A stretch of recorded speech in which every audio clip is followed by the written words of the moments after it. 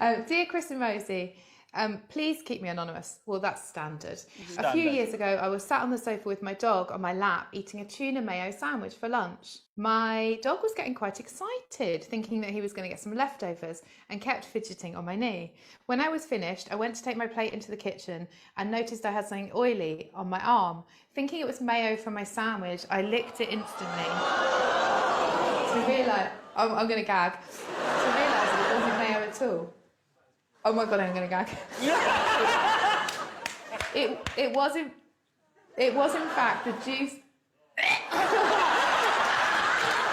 It was in fact the juice from my dog's animal gland, which must have burped.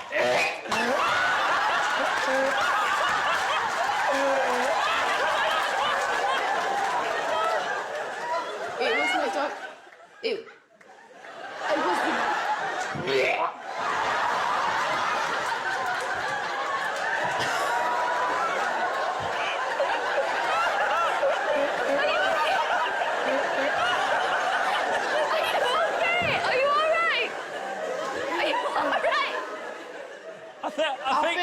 I think we can finish the sentence. It was the juice from my dog's anal gland, which must have been burst while begging for my sandwich.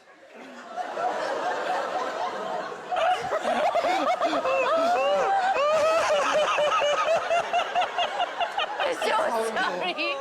Lou, we're so sorry. If you've never smelled anal gland juice, it smells like rotting, dusty fish. So as you can imagine, I was horrified and couldn't put my tongue back in my mouth until I drenched it in mouthwash. To this day, it's potentially the worst thing that's ever happened to me. Thank God for that. Are you all right? Yeah, I've got, if I visualise something really horrific, I will gag. Yeah, we know. So sorry.